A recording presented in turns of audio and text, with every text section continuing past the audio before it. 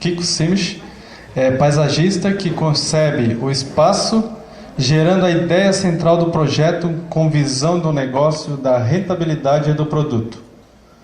O Kiko é consultor na área de projetos paisagísticos sustentáveis, empreendedorismo verde, que tem o design ecológico o seu diferencial.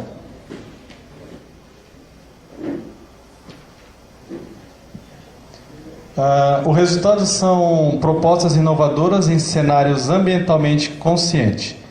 Novos espaços que incluem a valorização da planta nativa como algo essencial. A exemplo, aqui na nossa região, que é de sua autoria, o projeto da trilha Praia Vermelha.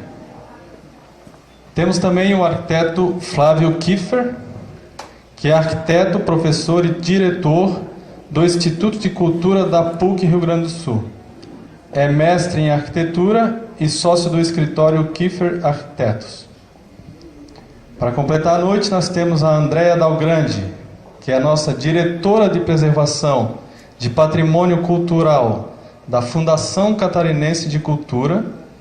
Ela é arquiteta com especialização em museologia. Passo então a palavra para o Flávio. Quando nasceram as cidades, né? Você sabe que por milhares de anos a gente teve uma história no campo, né? Não urbana, né? Então, quando é que começou essa história, né? Quando se sentiu a importância de marcar um território, né? Por questões inicialmente simbólicas, de conhecimento, né? Essas construções tinham fruto de uma observação do movimento solar. Então, o nascimento da cidade está associado à questão da cultura, né? A cultura nasce com a cidade, a cultura humana, a forma da gente se relacionar, da gente se organizar, nasce com a cidade, e por isso que a cidade é muito importante. E eu estou enfatizando isso porque nós vivemos um momento que essa cidade, como ela existiu até hoje, ela pode desaparecer. Né? Desaparecer porque a forma que a gente vive hoje, né? Pela questão econômica, né? O jeito que as mercadorias circulam, né? O mundo virtual que existe hoje cada vez mais forte, né? Faz com que a cidade perca a sua importância. A gente não precisa mais viver na cidade como vivíamos até então. Né? Passa o próximo.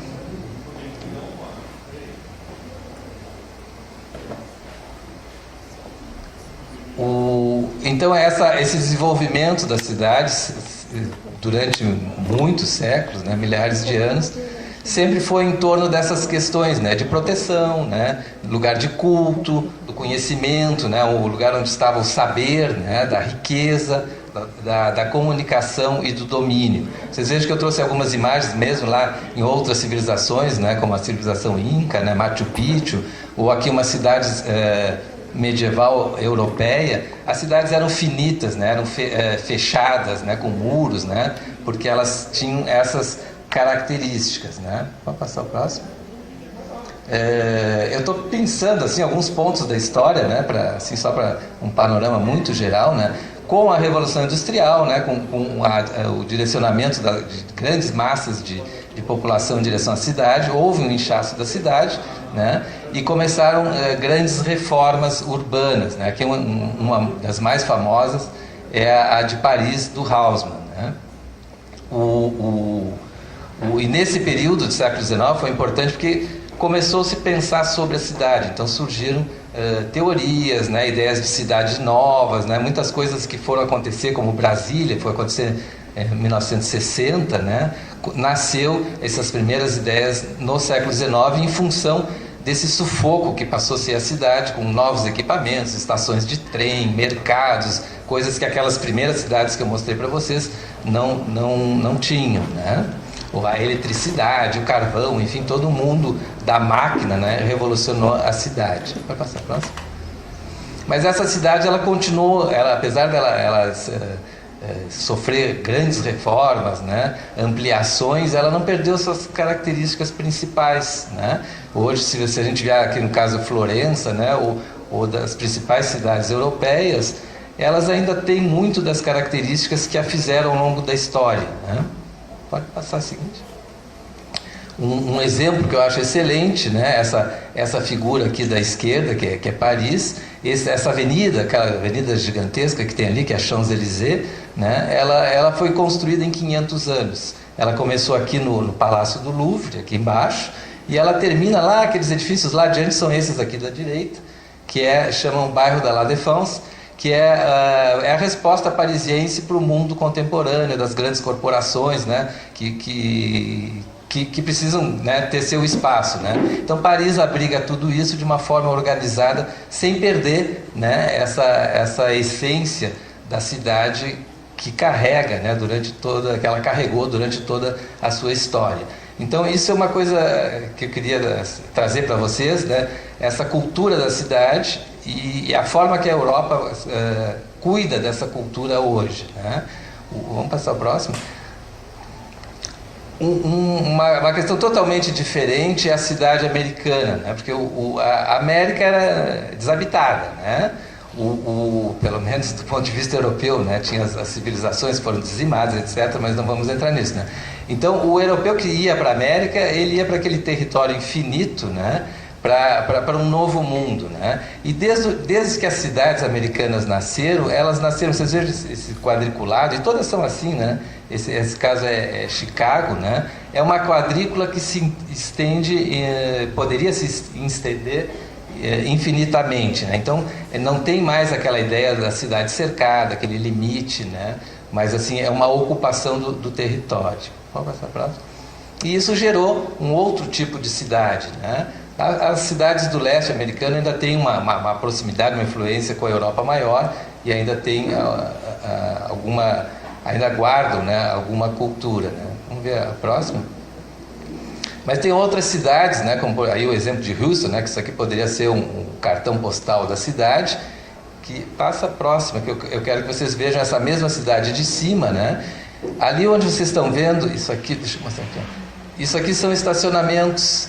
Não sei se vocês conseguem perceber, isso aqui eram os antigos quarteirões que foram sendo demolidos para se transformar em estacionamento, e aos poucos esses quarteirões são transformados em grandes edifícios. Então há uma cultura de substituição da cidade, né? Aqui eu diria de destruição da cidade. Aqui também é Las Vegas, e assim, enfim, se vocês brincarem aí no Google Earth, assim, vocês vão descobrir que isso é bastante comum nos Estados Unidos e nas nossas cidades também. Então a cultura americana, né, que é a nossa, das Américas, né, ela é bastante diferenciada. E aí aquelas ideias que começaram a nascer no século XIX, né, e tiveram muita força com o movimento moderno no século XX, que redundou em Brasília, tiveram que são ideias de renovação da cidade, de substituição da cidade, tiveram um campo muito fértil no Brasil. Então é por isso que a gente, todos os nossos planos diretores é como se a gente fosse começar uma nova cidade. Os planejadores se reuniam, né, e traçavam, desenhavam. No caso de Porto Alegre, isso era típico, nós tivemos vários primeiros planos diretores, né? Cada grupo de planejadores se reunia e dizia, bom, agora vamos começar tudo de novo, né? Pode passar a próxima. E assim, só para trazer um caso mais prático, né? Eu vou falar um pouquinho de Porto Alegre, que eu fiquei pensando o que poderia ser útil para vocês em Garopaba, trazer um pouquinho da experiência que eu tive em Porto Alegre, como professor trabalhando junto com os colegas da Secretaria de Cultura do município, para destacar na cidade áreas e lugares de interesse especial em função de um novo plano diretor que foi feito em 1999, que, de novo, né, plantava uma outra cidade em cima da anterior, fazendo, né, correndo o risco de perdermos um pouco do que restava de Porto Alegre. Então, o próprio plano diretor previa um mecanismo de delimitar algumas áreas como salvaguarda, né? Eu trago essa imagem de Porto Alegre. Porto Alegre já foi assim e não é mais. Agora, eu mostrei para vocês, né, isso aí tem 200 anos, menos de 200 anos, e não existe mais, né? Eu mostrei há pouco para vocês um slide de Paris, que está lá o Museu do Louvre há 500 anos, né? Então, eu estou querendo trazer um pouco para vocês assim que não há uma fatalidade, não há uma inevitabilidade de que as coisas sejam como são nas nossas cidades. Elas poderiam e podem ser diferentes se a gente quiser que elas sejam, né? Então essa cidade não existe mais, né? Pode passar para nós. Hoje ela é assim, né? Ela foi construída, e não foi construída uma vez sobre si mesma, mas ela foi construída várias vezes, né? Então, teve bairros que foram construídos, demolidos e construídos de novo, demolidos e construídos de novo, né? Então, para tentar preservar alguns lugares, né? Pode passar próximo. Não sei como é que eu estou de tempo. Então foi feita uma pesquisa assim, de que áreas, né, teriam, que ainda guardavam alguma memória, não que tivesse importância assim, para o país ou para o estado, mas às vezes até para o próprio bairro, né? Um trabalho que tem que ser minucioso de identificação de modos de viver, de paisagem, de uma ambiência urbana que tenha valor, que tenha qualidade, né? que signifique cultura, né? Então isso foi mapeado na cidade, a gente fez toda, não vou entrar em detalhes, toda uma tabela de valores de vizinhança, de paisagem, de qualidade arquitetônica, né? E eu vou dar um exemplo de alguma dessas áreas para vocês terem uma ideia. Aí, por exemplo, essa é no centro da cidade, né? Então ela está delimitada e está registrada ali, assim, nesse caso tem uma unidade tombada, que é esse viaduto, né? Ela tem valor porque ela tem visuais importantes, que é lá de cima do viaduto, se enxerga o Lago Guaíba, ali verde, vocês estão vendo ali que tem paisagem, né? Tem um lago, tem a Ponte de Pedra, que também é um monumento tombado. Então tudo isso foi listado, assim, identificado nessa área, que valores ela tinha, né? Para ser preservado, mas não no sentido de um congelamento, no sentido de que tivesse ali leis, né, do plano diretor, incentivos para que ela se desenvolvesse, como todas as cidades se desenvolveram, né? No caso aquele europeu que eu mostrei para vocês. Então, não no sentido de não tombar nada, mas não estimular, né, como os planos diretores acabam fazendo, a substituição, né, dos imóveis. E aí segue, assim, eu não vou me estender, que eu acho que meu tempo já se esgotou. Então, cada área, né, é importante passar isso que teria que ser feito um estudo aqui, por exemplo, em Garopaba. Que áreas seriam essas, né? Então, certamente o centro histórico é a primeira que eu posso dizer para quem vem de fora, mas tem muitas que são os moradores dessa cidade que sabem dizer, porque é uma referência importante, né, que todo mundo pode dizer para o motorista de táxi, que é depois daquela paineira, aqui não tem paineira, mas enfim, alguma árvore, algum elemento na paisagem que sirva de referência, né, ou uma pracinha, enfim, que valores, né, são importantes para esses cidadãos, né? Então isso que é importante identificar. Pode passar para. E aí vários exemplos, assim são áreas maiores, áreas menores, né? Algumas ruas. Claro que o elemento arquitetônico, né, sempre é um fator bastante importante. Mas o que eu estou tentando trazer, assim, que não é a questão, não é um olhar para a construção, mas é um olhar para a não construção, um olhar para o espaço urbano, para o espaço aberto. É esse que a gente tem que pensar em construir. E como construí-lo, né? Obviamente que é a partir das edificações, né? Mas as edificações ficariam escravas, vamos dizer assim, desse desejo, dessa ambiência urbana que se quer conquistar, né? E aí segue, que no caso até essa área totalmente pública, né? Uma hidráulica da cidade, mas tinha essa ideia de ressaltar os valores, né? Até quase como uma carta, né? Um turismo cultural para os cidadãos, né? E de muita descoberta, tem muitos espaços que a gente descobriu e que muita gente em Porto Alegre nem sabe que tem, né? Ruas que terminam em escadarias e outros elementos assim que são desconhecidos. E aqui é o mapa geral da cidade, onde essas áreas foram escolhidas, né? Esse trabalho, infelizmente, vocês vejam que são poucas áreas no mapa da cidade. ele sofreu um bombardeamento muito grande da construção civil, porque qual era a ideia, né? Que não se mudasse os índices, que permanecesse aqueles índices com que fizeram que essas áreas chegassem aonde chegaram, né? E que continuassem assim, né? Então elas sofreram um bombardeio muito grande, foram reduzidas muito assim, e praticamente não está vigindo até hoje. Eu passo a palavra, te devolvo a palavra. Então. Eu deixei meu e-mail, se alguém quiser, né, se comunicar, enfim, fazer alguma coisa pessoalmente, fique à vontade. Todos, um prazer estar aqui. Marcos, muito obrigada pelo convite. Acho que nós da cultura certamente iniciamos um trabalho aqui nessa cidade, com certeza com mais presença, na medida em que assinamos o repasse de verba para restauração da Igreja Matriz, São Joaquim, né? E cujo processo licitatório deverá se dar agora no início do ano. Então, isso certamente vai provocar uma maior presença da Fundação, eu diria até que uma presença muito oportuna, e esse fórum considero bastante importante, porque justamente me parece que está mobilizando a cidade a se repensar, né? A poder fazer reflexões a respeito para onde vamos.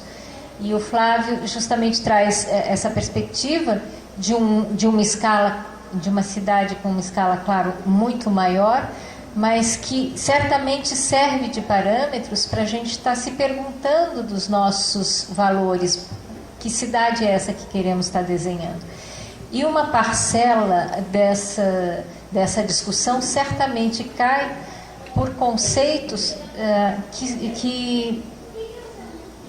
dos moradores dessa cidade, como se reconhecem e o que desejam, que caminho querem dar, né? Em essência, o ser humano é um ser cultural, né? E aí a ideia de que, sendo um ser cultural, ele está apoiado na transmissão de valores, na construção de valores, de memória, de identidade, que perfazem tudo aquilo para nós que é para além do biológico, das funções biológicas, é cultura. Então nós somos seres imersos num campo cultural, e a cidade é um fórum, é uma expressão dessa cultura, né? Não é à toa que a cidade portuguesa é completamente diferente da cidade espanhola, da cidade americana, vai caracterizando, vai ganhando forma na maneira como essa cultura se expressa. E aí a gente realmente precisa estar verificando, e a área do patrimônio cultural é justamente esse campo que faz essa reflexão, qual é a herança, quem somos, né? Esses seres culturais, como se expressam, quais são nossos valores, qual é a nossa identidade e de que forma pretendemos passar isso às gerações futuras. Então, o campo de patrimônio, exatamente por cultura, pode-se dizer que ela permeia todo o fazer humano, né? Então, nós podemos dizer que tudo é cultura? Sim, do ponto de vista antropológico, tudo é cultura. Mas a questão do patrimônio cultural vai se dar justamente no âmbito, esse conceito é usado quando se trata dessa herança. Patrimônio, se a gente pegar a palavra em si, ela transmite essa ideia de uma herança, de pater, enfim, justamente de uma herança advinda dos ancestrais. E o patrimônio cultural, então, vai se compor nessa palavra a ideia da herança cultural que mereça ser transferida às gerações futuras. Esse é um conceito muito importante, porque há uma tendência, as pessoas que leigas, enfim, que não estão acostumadas a lidar com o conceito, interpretar patrimônio cultural com um vínculo no passado, às vezes até com saudosismo, puxa, que pena, perdemos, ou precisamos manter, mas dentro de um foco de sacralidade do que passou, do passado.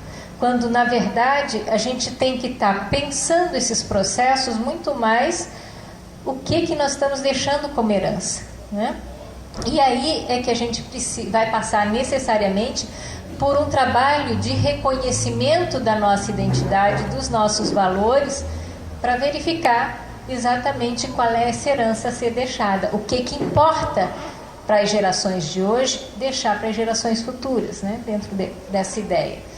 E justamente esses elementos que compõem o patrimônio cultural são chamados de bem cultural. É o produto desse fazer cultural, esse conjunto tanto do arcabouço material, dos bens tangíveis, imóveis, né, as edificações históricas, enfim, dos bens materiais ainda acervos, acervos museológicos, arqueológicos, tudo aquilo que é tangível, tocável, que tem matéria, fica dentro do âmbito desse patrimônio material, né? Ainda uma vertente como bem cultural, nós vamos ter os bens de natureza imaterial, que são as nossas heranças dos saberes, das nossas celebrações, os meios de fazer, e tudo isso é cultura, e tudo isso é motivo de discussão e reflexão, como eu disse, para nos reconhecermos. Nós temos basicamente sustentando esses conceitos dois pilares muito fortes, que é a memória e a identidade. Lembrando aqui que memória seria esse cabedal de imagens que se consolidam, né, no nosso, enfim, que compõem o nosso imaginário, e justamente lembrando que a memória é absolutamente seletiva. Há uma tendência, inclusive, a gente está esquecendo dos fatos ruins, né? No dia a dia nosso, isso se dá dessa forma. E isso não é diferente com o processo da memória coletiva. A memória coletiva é justamente a ideia... Você pode passar, por favor, aqui, enfim... A memória justamente coletiva é aquilo que nós temos em comum e que nos permite adquirir uma identidade coletiva de grupo. Então, fazendo essa reflexão em Garopaba, que elementos nos tornam semelhantes, né? Enquanto que possamos estar dizendo que essa é minha terra, esse é meu lugar, enfim. O que me caracteriza para poder estar trazendo isso à tona e me reconhecendo como dessa região, né? E justamente a importância dessas discussões, lembrando que, por conta da memória e identidade, se na verdade eu tenho um conjunto de valores que me significam, que são comuns, certamente isso me diferencia de outros grupos, né? E aí tem a importância de poder lidar com a alteridade, o que é diferente de mim. O respeito, o reconhecimento, o reconhecimento daquilo que permeia o meu grupo, mas o reconhecimento e o respeito daquilo que desenha os outros universos culturais, enfim, né? E particularmente em Santa Catarina nós temos um universo riquíssimo por conta de uma variedade étnica, um mosaico étnico fantástico que compõe esse estado. Nós temos pelo menos 26 etnias reconhecidas e anotadas nos estudos antropológicos, né? Até mesmo porque segue-se de uma paisagem de extrema variação, enfim, diversa. A gente tem aqui na região do litoral essas praias maravilhosas a 1h30 de distância em relação ao oeste. A gente já está subindo a serra, depois ao Planalto. Então, isso justamente vai caracterizando tanto do ponto de vista do território como das pessoas que vão ocupando esses espaços, criando um vínculo que a gente costuma dizer que é o tripé daquilo que compõe a paisagem cultural, que também é um conceito novo que vai justamente interagir o ser humano, linká-lo a um território, a característica de um território, a uma produção, né? Então, esse conjunto de elementos vão compor uma paisagem cultural, né? Inclusive, hoje, digna de chancela segundo o IPHAN. O IPHAN é o Instituto Nacional de Patrimônio, né, de Proteção ao Patrimônio Nacional, e já há legislação específica para estar trabalhando a preservação da paisagem cultural através da chancela. E, basicamente, retomando o gancho aqui para Santa Catarina, nós temos, nessa diversidade cultural, nessa diversidade de paisagens e produtos, aquilo que nós poderíamos dizer que a matéria-prima muito importante para o desenvolvimento desse Estado, né? Não é à toa que nós estamos aqui discutindo um fórum de sustentabilidade de turismo, ou de turismo sustentável, enfim. Então, nesses elementos que vão certamente permear as discussões que estamos fazendo essa noite, é a perspectiva de preservar a matéria-prima. Como qualquer produto requer um cuidado com a matéria-prima, nós, da mesma forma, vamos ter que estar olhando sobre essa matéria-prima, né? Discutindo e, de uma maneira ou de outra, buscando preservar as fontes desse material, né? Fontes essas quais são? Os seres humanos, que aqui compõem com o seu jeito e modo de vida, a sua paisagem natural e os seus produtos que caracterizam essa região. E aí fica sempre a pergunta, por que preservar? Né? Primeiramente, eu acho que é muito necessária a reflexão de que as nossas cidades realmente têm sofrido um processo de descaracterização muito intenso.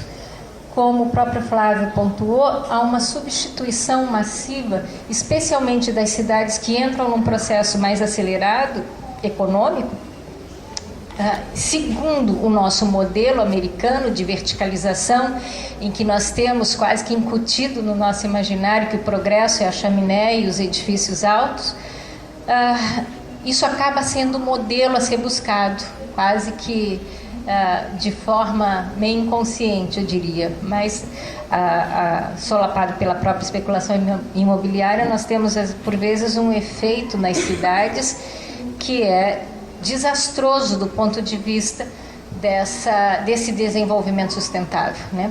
Começa a haver a perda de identidade das cidades, né? Daquilo que a caracteriza. A própria massificação decorrente da globalização, nós precisamos estar lidando com esses produtos, sim, buscando acesso, mas mais do que nunca olhar para os nossos fazeres, para aquilo que particulariza e regionaliza o nosso território. Até porque isso justamente é aquele diferencial que vai permitir se transformar em moeda de troca. Na medida que todo mundo tem acesso a tudo e a qualquer coisa em qualquer lugar do mundo, justamente as pessoas que venham para cá, para Garopaba, poder descobrir algo que é daqui e é só dessa região, isso acaba tendo um valor muito importante, porque é valor agregado, é uma característica, é uma identidade daqui do próprio local, né? Por que preservar ainda? Porque nós estamos, justamente por essa dinâmica cultural, havendo uma perda muito significativa das manifestações populares, né? O desaparecimento de conhecimentos ancestrais, às vezes vinculado até a processos de cura. Inclusive, o Sion, no oeste do estado, tem todo um trabalho voltado ao registro de curandeiros, enfim, de benzedeiras, e pessoas que sabiam e conheciam a arte de manipular as ervas. São processos justamente que vêm, né, que há um conhecimento perpassando gerações, e que, se a gente não tiver um olhar muito atento a isso, realmente vai se perdendo, exatamente porque as práticas vão deixando de ser valorizadas ou reconhecidas como algo necessário. Eu tenho certeza que a comunidade de pescadores aqui de Garopaba certamente tem um cabedal de conhecimento específico para a arte da pesca artesanal, que se isso não for reconhecido, registrado, talvez pela dificuldade econômica, certamente, até da sustentação desse tipo de atividade, vai se perdendo, e com isso uma riqueza de conhecimentos e de know-how muito importante, né? Aqui foi posto a questão da desagregação da propriedade rural, muito mais por outras regiões do vale, enfim, mas o risco aqui para Garopaba, certamente, como é que está se dando essa ocupação do solo, né? Das populações tradicionais, se elas vão poder se sustentar, se manter na terra, ou se o valor imobiliário, até por conta das populações que vêm em verão, não acabam expulsando essas famílias. Eu não conheço muito a realidade daqui, como eu disse, acho que com essa obra e essa aproximação que estamos fazendo com a Prefeitura, certamente Garopaba será objeto de um estudo mais aprofundado, né? Mas a gente precisa ter muito cuidado com essa dinâmica de como é que estão se processando esse desenvolvimento da cidade, esse crescimento, né?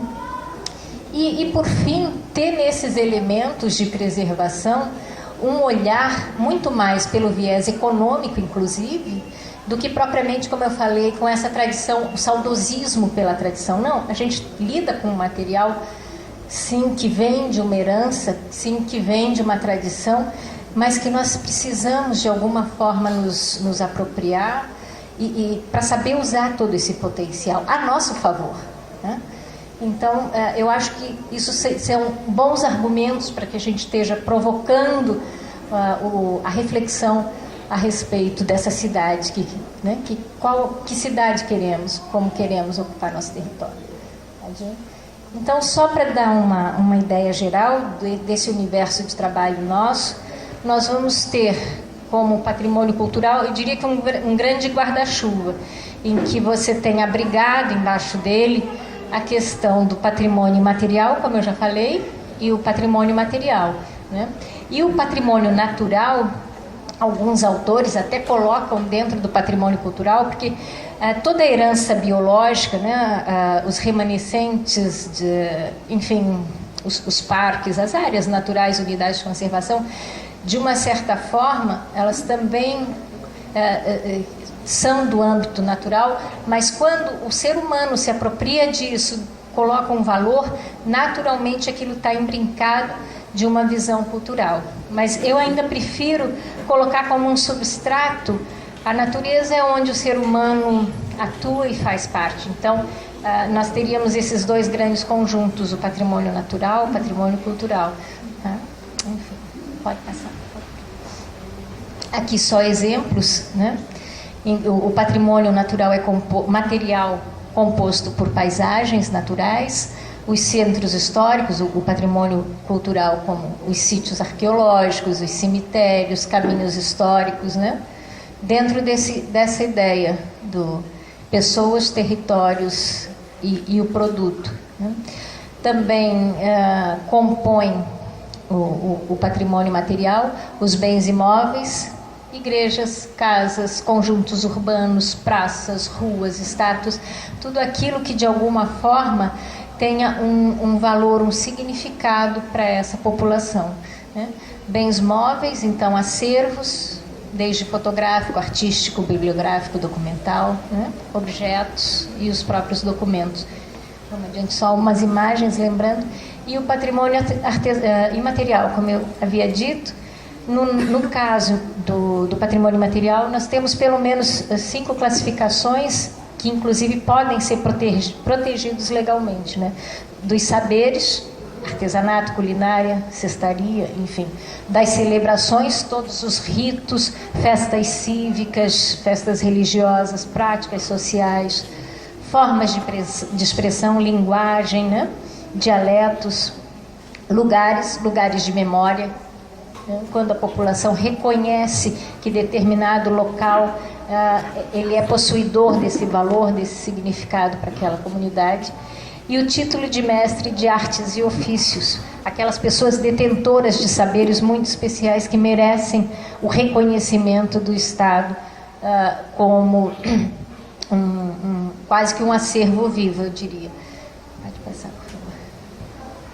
Bom, eu vou ficar por aqui, porque essa palestra, enfim, ela continua. Mas, basicamente, no âmbito do patrimônio, o que é necessário? A gente está discutindo aquilo que é dotado de significado. Tudo é cultura, mas nem tudo é patrimônio. Porque patrimônio vai ser justamente aquilo que eu reconheço como... que me dá o senso de pertencimento, que me dá o senso de identidade e que me permite referenciar o meu território, o meu espaço, né?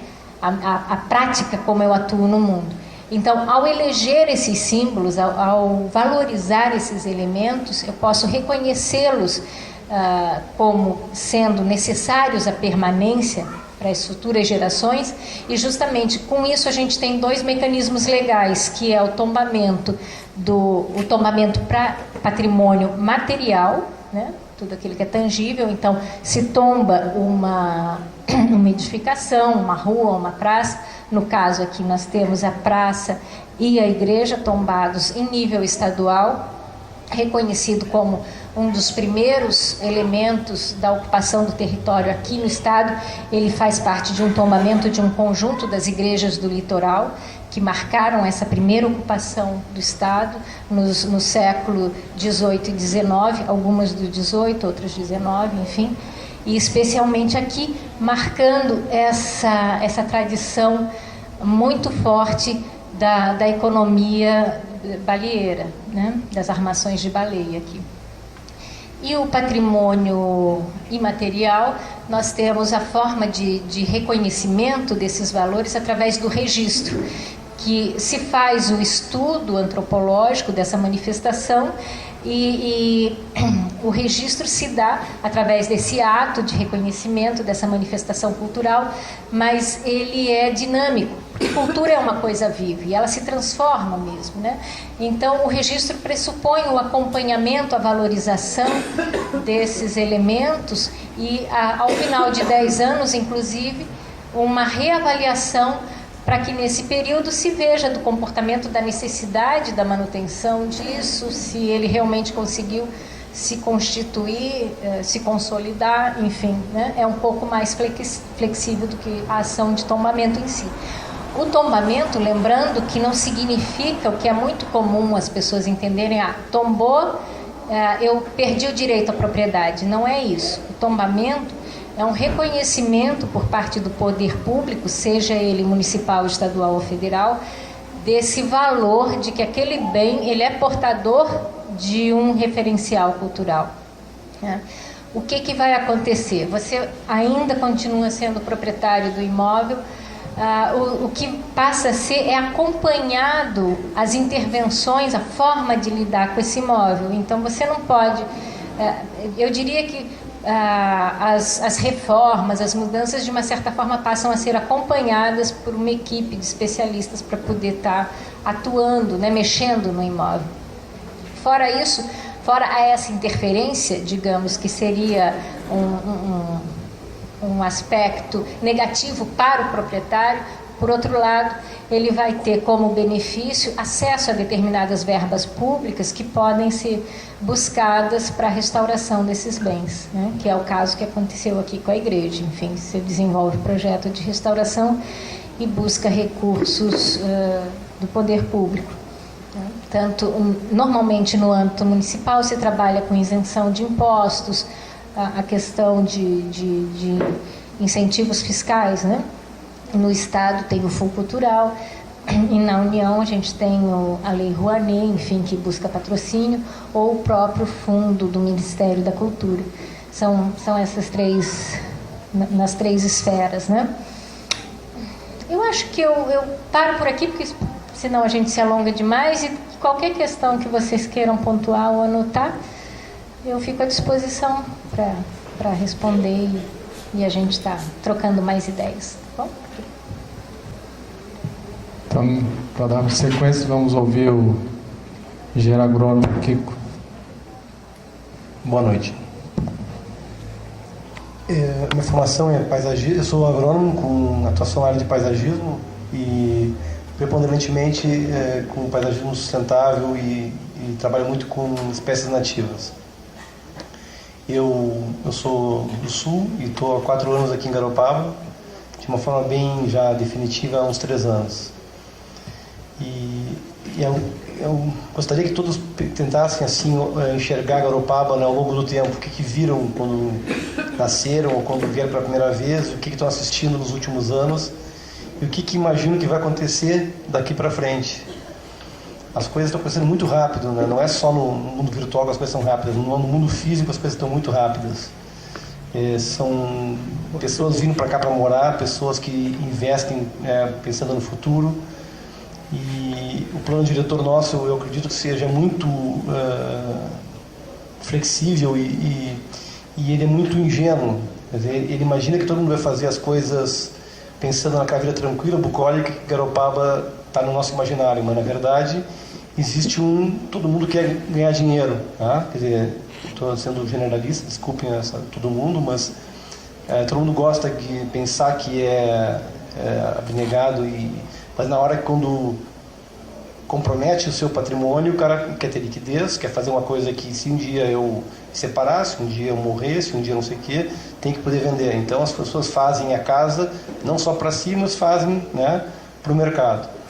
E cada vez mais a gente assiste casas maiores, que mais carros, mais áreas de manobra, e o plano diretor contempla um número, mas na prática acontece outra coisa. São casas muito maiores, ou pelo menos ocupações muito maiores, imperializações muito maiores. Todos os carros têm que chegar na garagem ou fazer manobra, os amigos vêm visitar, e isso implica que em arrimos, em corte de árvore, e terrenos às vezes muito estreitos que fazem rua morro acima.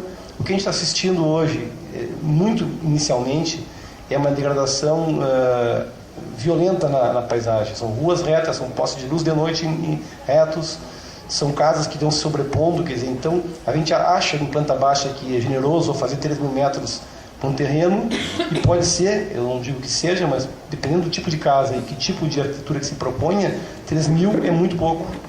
Precisaria de 5.000 metros, 10 metros para colocar às vezes uma casa com 5 suítes, com arrimos de quase 50 metros de altura ou mais, para poder receber 5, 6, 7 carros no dia que o cara vem aqui para fazer um churrasco. Então acho que assim, que realmente assim, tem que se discutir nos morros e nas zonas mais suscetíveis ao dano, uma análise muito mais criteriosa. Acho que as pessoas têm que participar mais, têm que olhar Garopaba, assim, se todo o lote urbano hoje, urbanizar o de Garopaba, virar uma casa, e se essa casa for aquela casa que todos os índices permitem, talvez a gente se assuste. Eu diria que certamente a gente vai se assustar. E certamente Garopaba não vai ter o valor que tem hoje. Os preços estão muito altos, eu diria assim, não vale o que nós estamos pedindo ou pagando. E se tudo isso for construído e ocupado, eu acredito que muito antes disso nós vamos decretar a falência do modelo. Então acho que a gente tem que repensar o plano diretor, analisar tipologia construtiva. Tem lugares que a casa talvez não deva ser com telhado, com X-águas, ou talvez certo tipo de telha não devam ser usados. A gente tem que ter esse conceito de uma paisagem. Eu sou paisagista, eu sou agrônomo, mas a minha visão de paisagem é integrada, quer dizer, com o construtivo e com o natural.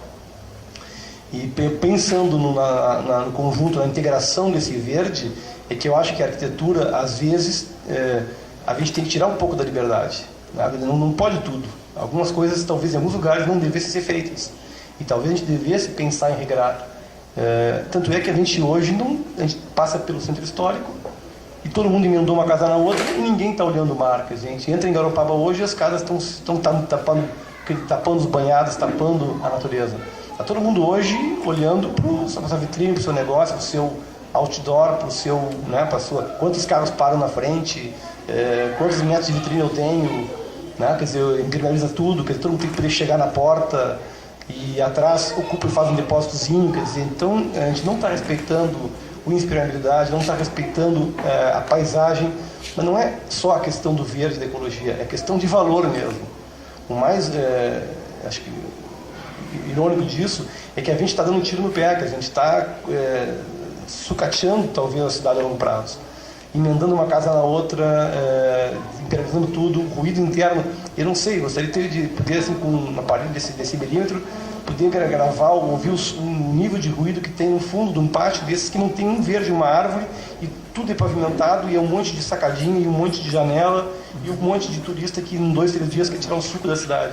Tá? Então acho que a gente tem que realmente olhar isso com um olho um pouco mais cauteloso, criterioso, e trazer mais para cá pessoas que realmente entendem do ofício. A gente, acho que durante muito tempo, se bastou, achou que a gente tinha condições de resolver sozinho as coisas. A gente tem que ter a noção da nossa, digamos assim, capacidade, talento, competência, e pedir auxílio para as pessoas que realmente entendem, né, de arquitetura, de patrimônio, né, todos os saberes. Esses têm que vir para dentro para poder a gente decidir. Eu acho assim que jamais poderiam ter permitido que uma herança pudesse ter sido dividida em terreno de 2 quilômetros numa faixa de 7 metros, 8 metros, como tem aqui em Garopaba. Quer dizer, então, hoje definimos uma testada mínima de lote. Mas o plano diretor não pode permitir que alguém faça uma rua reta, morro acima, né, e divida em lotezinhos assim. Então a gente vem já, assim, digamos, aceitando coisas que são históricas, né? Mas o que está comprometendo o próprio patrimônio do sujeito. Alguém acredita que ele pode vender todos os lotes lá em cima? Vai vender 5, 6, no 7 ninguém mais compra. Então é ilusório, quer dizer, a gente está, se todo o morro da Ferrugem for urbanizado, se todo o morro da Ressacada, Encantada, do Macacu for urbanizado, Deus o livre. Quer dizer, entendeu? Nós temos que olhar isso com muito cuidado. Então, todo mundo olha e gostaria que fosse preservado, mas olha o seu investimento, compra o seu terreno, pensando em tirar o suco dele. E acho que a gente tem que realmente pensar que isso aqui tem valor se o verde for preservado.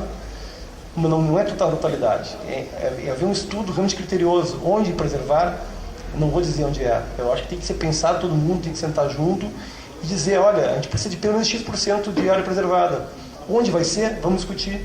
Agora, quem preservou não pode ser penalizado. Aquele que limpou, botou cabra embaixo pastando e deixou o terreno limpo, esse cara não pode ser beneficiado e encher de casa, e aquele cara que preservou e não cortou nada, pagar a conta.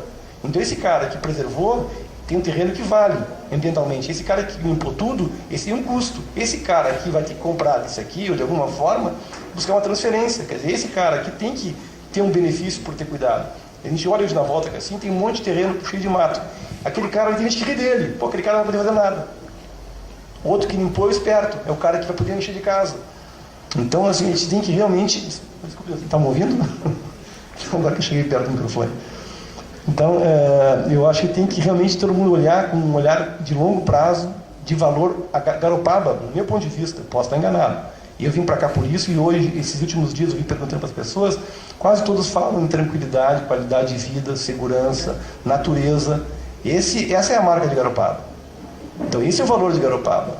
Então, quer dizer, esse monte de lote, esse monte de, digamos, que se verticaliza ou não, acho que essa discussão até ela não é tão importante quanto quantas pessoas cabem em Garopaba.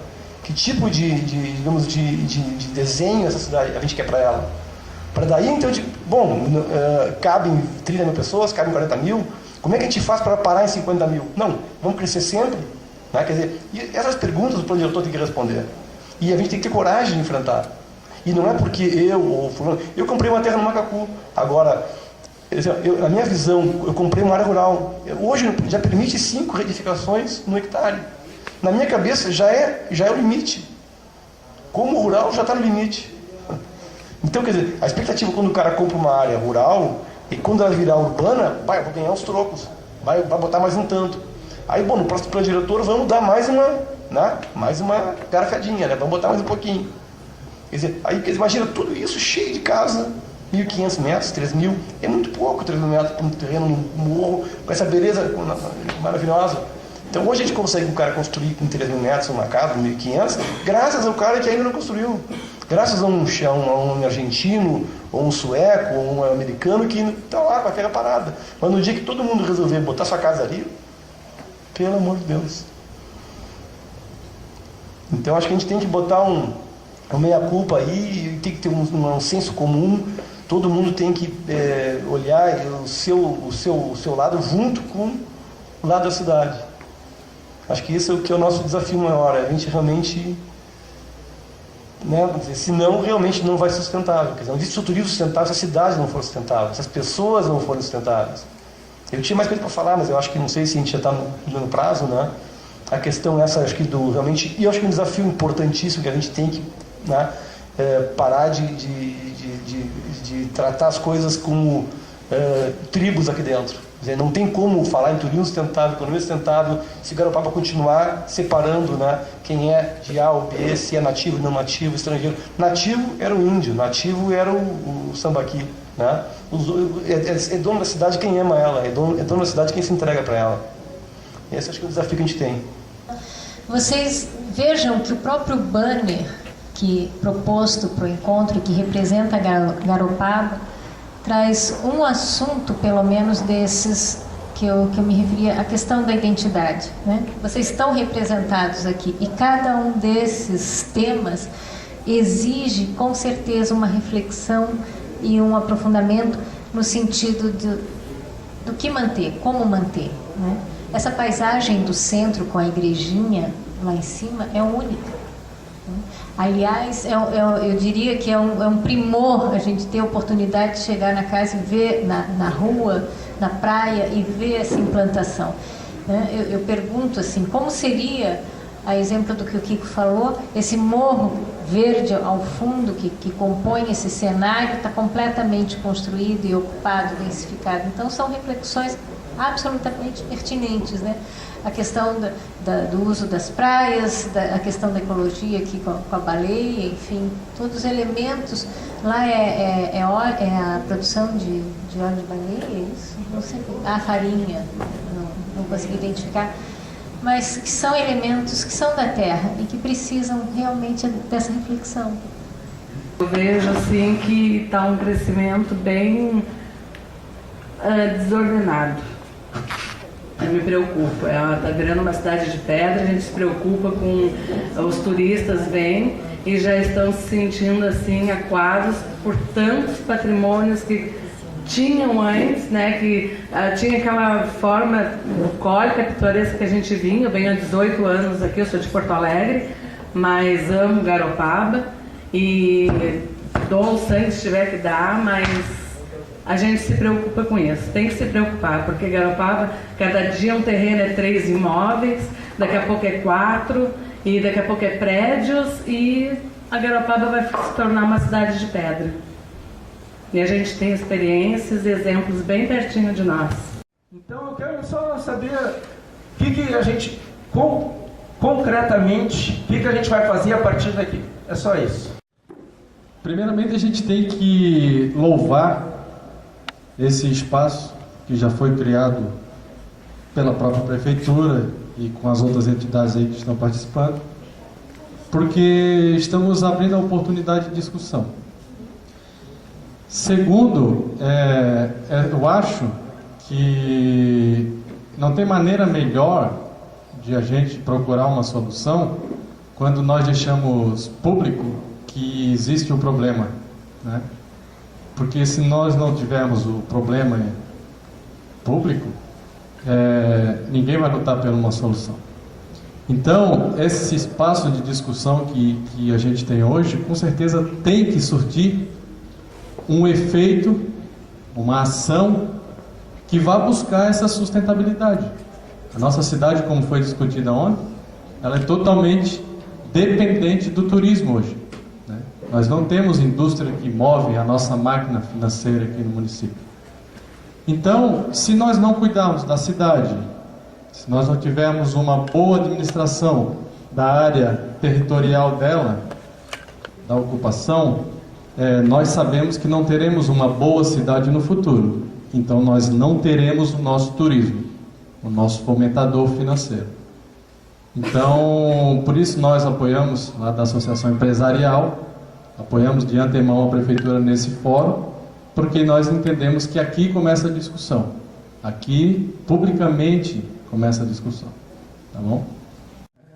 Meu nome é Sérgio, eu sou agrônomo também, colega do Kiko, e trabalho na Epagre, e com muita honra moro aqui já há algum tempo, e se Deus quiser, a partir desse verão definitivamente.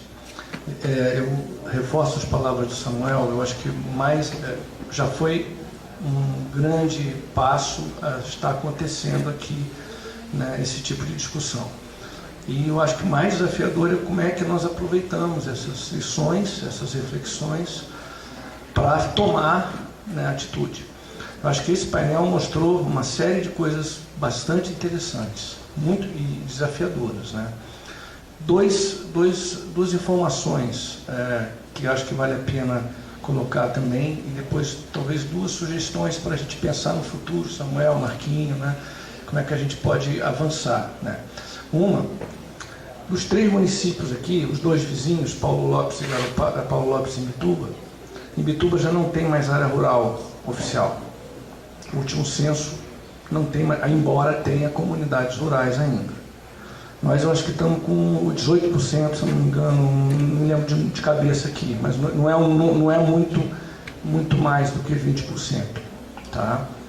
Isso é um passo para não ter mais o Zeca ali da foto ali do Alambique ali, e para acontecer uma série de coisas que o Kiko colocou aí. E para perder um monte de coisa que foi falado que essas cidades, né? Outro dia nós fizemos um exercício no Conselho da APA, aplicando, acho que a Sandrinha está aqui, não sei se alguém mais participou, né? Aplicando, né, como é que ficariam os morros da região com o novo Código Florestal. Não sobrou um topo de morro. Pelas novas regras, assim como as cidades, as zonas urbanas, as zonas rurais desaparecem, os topos de morro, pelas novas regras, pelas medidas dessa região, não foi isso, Sandra? Desapareceram. Então, assim, o cenário não é muito favorável para a gente mudar dessa tendência.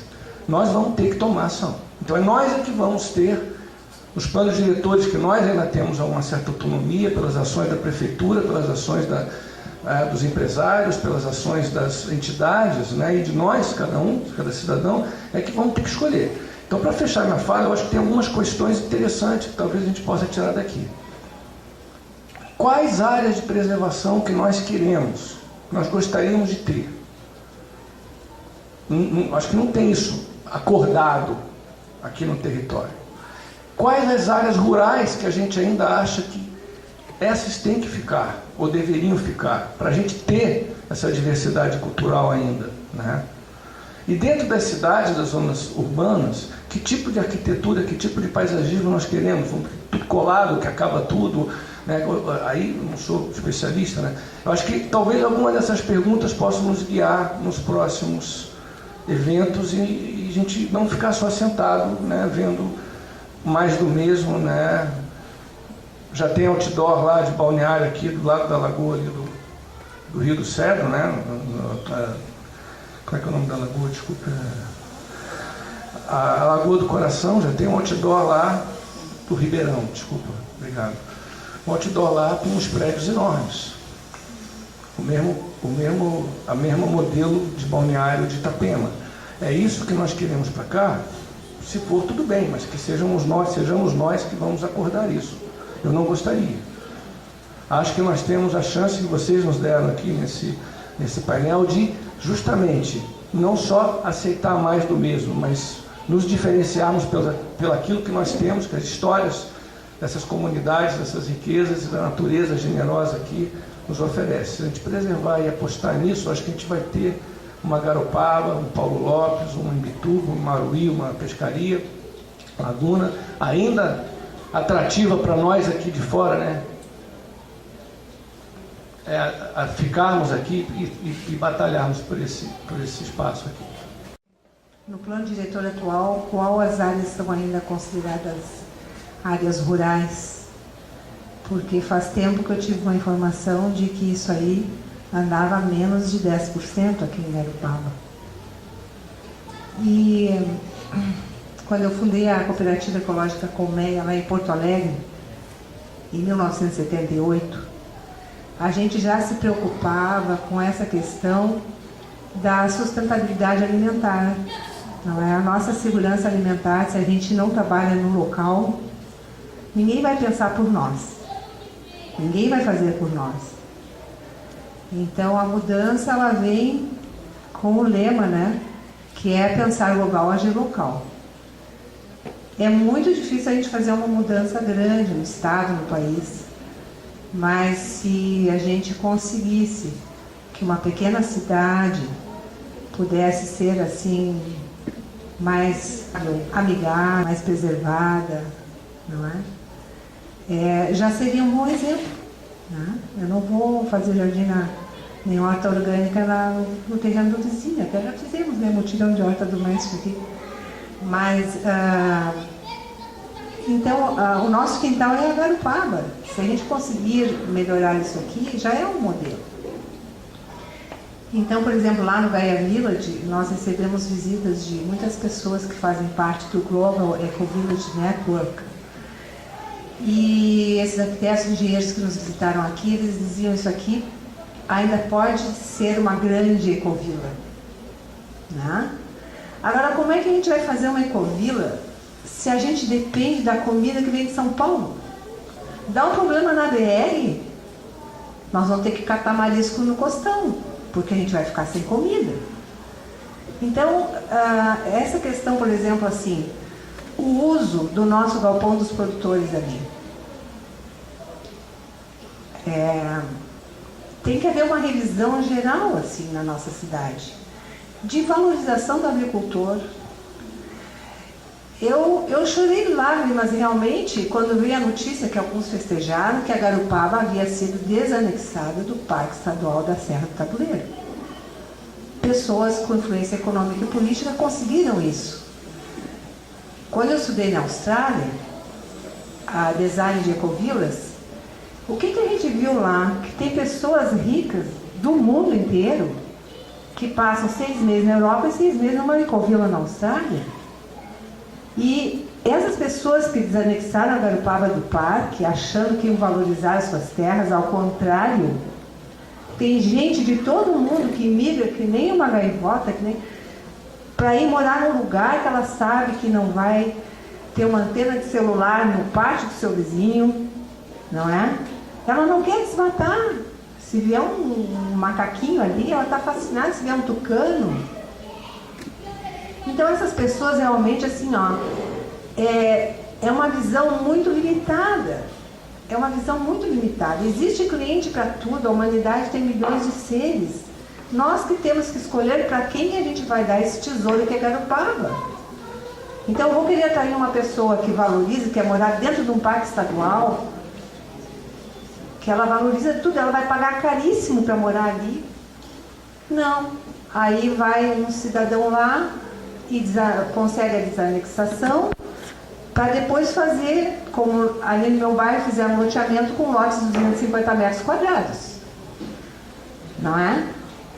Eu estava conversando com um grande corretor aqui da cidade, reclamando isso, e ele disse, estava vendendo um outro lote lá na Baixada, do lado do banhado, bem caro.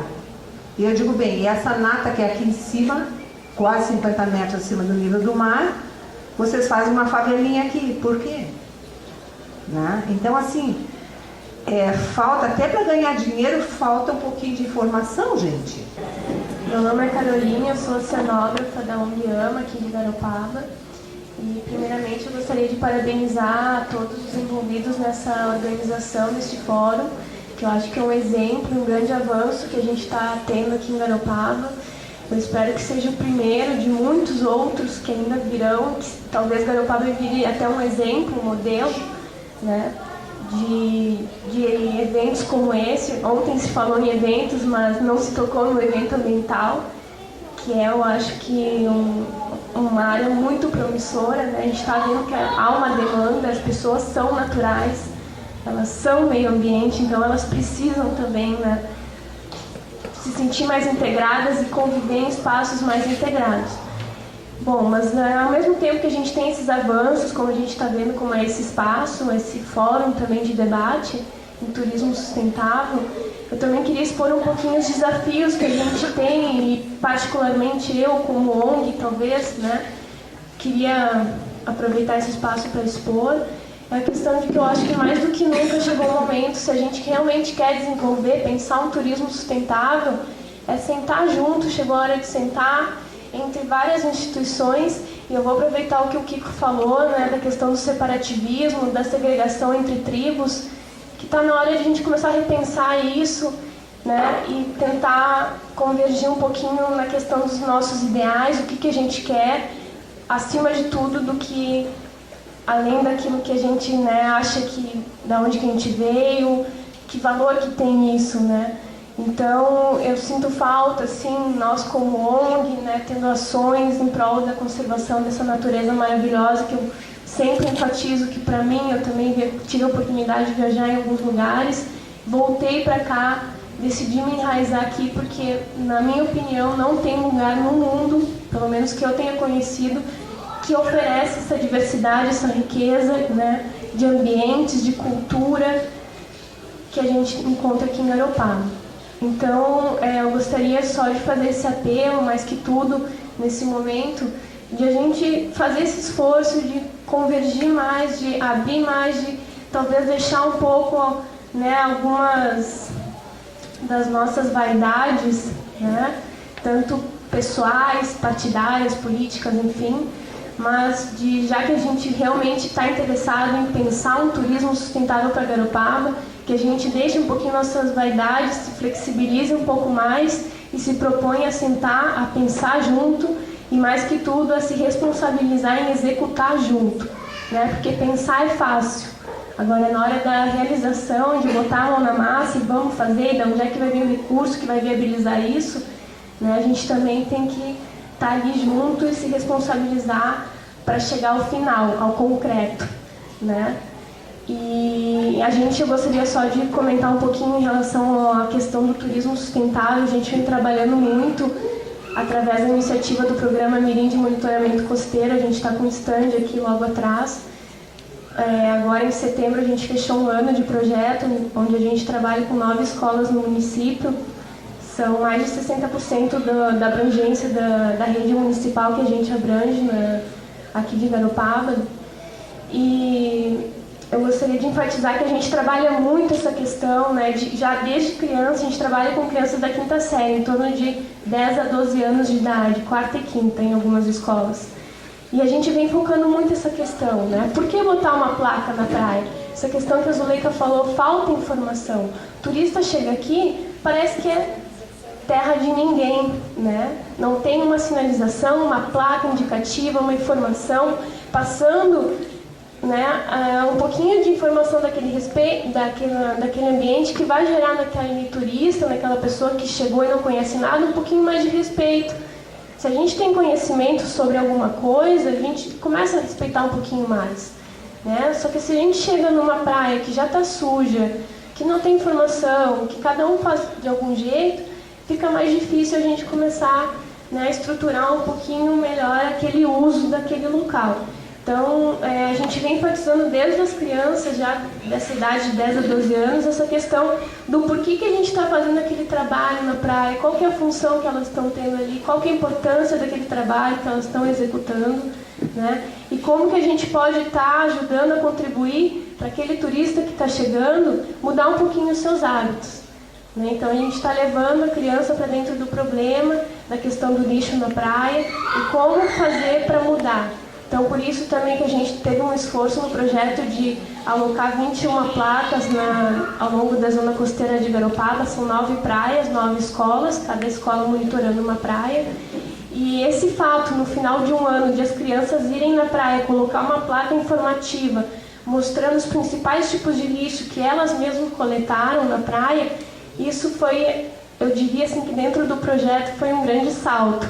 Porque ali, a partir do momento que elas viram no concreto, né, o impacto que aquela placa ia ter na pessoa que está chegando, isso fez com que elas se apropriassem, né, daquele território, pequeno território que é a praia, que, querendo ou não, é um grande chamariz que Garopaba tem. Né? Eu tenho casa no Rosa, em Imbituba, mas eu vejo o mesmo problema em Garopaba e em Imbituba. A situação que não existe nenhum incentivo fiscal para quem quer fazer algo sustentável. A minha casa foi feita a fossas ecológicas e ficou 3 vezes mais caro que uma fossa normal. E a mão de obra também não existe. A gente teve que estudar, eu e o pedreiro lá, estudar como que ia fazer. Eu procurei conhecimento da Embrapa, no caso na internet, e fiz. E hoje em dia não vejo nenhuma valorização pelo que eu fiz. Não existe um incentivo fiscal, né? Não existe nenhum incentivo quanto ao você comprar uma matéria-prima que é ecológica, você colocar na sua casa energia solar. Você não tem... o material é muito mais caro do que o material comum, do que você pegar na Celesc. Isso que eu vejo uma dificuldade em você ser mais sustentável. E no final das contas, se você quiser alugar, vai ficar o mesmo preço. Então, isso que eu iria propor, que existisse esse incentivo fiscal por parte dos órgãos públicos e o maior conhecimento, chamar a mão de obra e fazer com que ela estude, aprenda a fazer esse tipo de construção ecológica. É isso que eu vejo uma dificuldade em Garopaba. Não tem mão de obra para você tentar fazer algo sustentável. A questão do IPTU verde, já existem vários exemplos em outras cidades. Garopaba já começou a discutir isso, tá? E é um tipo de mecanismo de incentivo para quem tem atitudes amigáveis do meio ambiente e nas suas construções. Mas é bem lembrado isso aí. Me parece que seria importante que saísse deste fórum uma carta, um compromisso, onde todos nós assinássemos o compromisso de já amanhã, não é assim, depois, o ano que vem, porque agora vem Natal, vem não sei o quê, fica pro ano que vem. Não, é para já. Eu moro na Ferrugem, eu não quero simplesmente, depois do verão a gente limpa. Não. Não dá assim. Isso tem que ser uma coisa concreta. Não dá. Pode ser mais um verão de microlixo na Ferrugem e não dá. Então são mais outros, 2, 3. Então a gente tem que tomar atitudes concretas. A gente recebe um público que tem educação e tem outro que não tem. O que a gente faz com esse tipo de turista? A gente fica limpando as coisas ou a gente põe certos limites? Limite na praia. Morei 6 anos no Havaí. Não tem praia de noite. A praia são parques, são fechados. Ninguém todo mundo. Não tem fogueira na praia, festa, som, garrafa. Não tem. É limite, acabou. Tem que ter certas leis, coisas mais estritas, né? Tem que ter uma coisa mais... uma proibição. Não pode ter fogueira, não pode ter isso. Então, tem que ter limite. E eu acho que isso aí a gente tem que concretizar isso. Claro, batendo papo, como eu estou muito feliz que existe esse fórum e que a gente pode se expressar. Mas levar adiante isso aqui. Então, tá, obrigado. Ok, obrigado pela participação. Apenas para lembrar o seguinte, que dia 13 de dezembro, com início às 8h30 no Salão Paroquial, nós temos a Conferência Municipal de Saúde, a 3ª. É muito oportuna a presença de todos os setores da comunidade, porque quando se fala em saúde pública, nós sempre centralizamos aqueles momentos desagradáveis de não sermos atendidos. E justamente a saúde pública começa por este assunto aqui. Então, deixo veemente o convite. É aberto a todos e estaremos discutindo, em princípio, o funcionamento daquilo que a saúde pública atende à sua população e, ao mesmo tempo, será a oportunidade de traçarmos ações para o meio ambiente e ainda a limpeza das praias, etc, etc, etc. Vou sair daqui com muita esperança, assim, de que vou ter Garopaba, que não é minha, mas que eu venho de vez em quando e gosto muito, por muitos e muitos anos. Obrigado. Eu acho que a ideia de que as coisas aconteçam rapidamente, prontamente, como colocou o Sérgio, colocou o Fernando, é vital, porque existe uma coisa que é uma força contrária à natureza, que é o interesse econômico. Então mudaram as regras das resoluções CONAMA. Uma área que valia 12, 13 mil hectares ou 15 mil reais o hectare vai passar a valer 30, 50 mil. Amanhã já está valendo. Não está valendo em todas as áreas, porque muita gente não sabe daquilo que mudou. Mas se avisar o dono do terreno que pode fazer alguma coisa antes não podia, triplicou o preço da terra. Triplicou o preço da terra, vai ser para 50, aquela aí que estava a 40 vai para 60. E encadeia isso. Quer dizer, então, quando começa a valer muito a terra, vai convencer o sujeito a não ocupar, a não fazer. É uma engenharia financeira impossível, quase. Então, a pressão para cima dos vereadores, a pressão para cima, né, de quem vai definir essas regras, vai ser insuportável. Então, tem que ser muito rápido por isso também. Primeira questão, parabenizar a todos vocês, assim, pelo desprendimento. Isso é exercício de cidadania. Isso é cidadão dá trabalho. Mas eu acho que a gente tem que ter esse bom senso do equilíbrio, que é entender que uma cidade é palco de múltiplas culturas, múltiplos interesses, e é um espaço de tensão, sim. Né? Eu não tenho dúvida de que a prefeitura, que é a instância governamental que legisla sobre o uso do solo, se vê em situações por vezes extremamente difíceis por conta dessas demandas tão diversas e tão contrárias, como bem falou o Kiko, de modo que a mobilização, esse exercício de cidadania, esse exercício de se fazer reconhecido, né, de alguma forma, botar em documento, registrar em ata, de realmente mobilizar. E tenho certeza que todos que estão aqui presentes hoje só estão aqui porque acreditam que podem contribuir de alguma forma, senão estariam em casa vendo a novela. E de fato, a gente reconhece que tem um material humano riquíssimo aqui, né? E é necessário de dar fala e voz a todos, de modo que vocês se mobilizem, sim. Nós temos legislações fantásticas que nos apoiam, de uma maneira geral. Entendendo que nesses embates vão haver perdas, construções, enfim, porque a cidade é esse espaço, é esse fórum, né? E de alguma maneira a gente precisa estar partindo de algumas premissas, como eu disse, vocês têm nessas imagens construído valores aqui, que precisam ser levantados e problematizados. E nesse debate, como eu lhes disse, precisa de muito embasamento e argumento até para chegar junto a técnicos, a prefeituras, a outros enfrentamentos com base, com consistência e com apoio legal. Nós temos o Estatuto das Cidades, que é uma legislação fantástica, nós temos as legislações da área ambiental, enfim, o próprio patrimônio cultural, ambiental.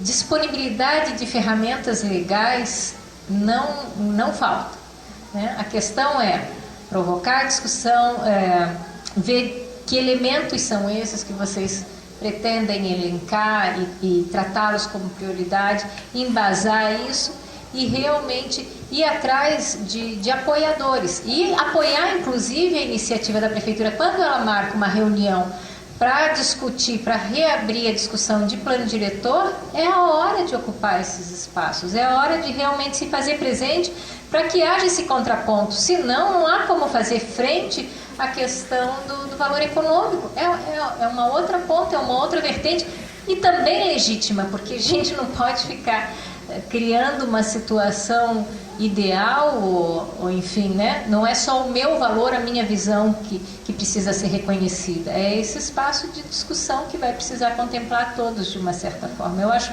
um excelente começo o fato de vocês estarem aqui, se proporem a redigir uma carta, fazer ata, ir à reunião semana que vem, enfim, e justamente buscando esses apoios, essas interlocuções, de modo que a prefeitura se sinta respaldada, inclusive, para poder tomar determinadas atitudes. Sem essa participação, sem essa mobilização, não há como um político sustentar determinados enfrentamentos, né? É com vocês agora.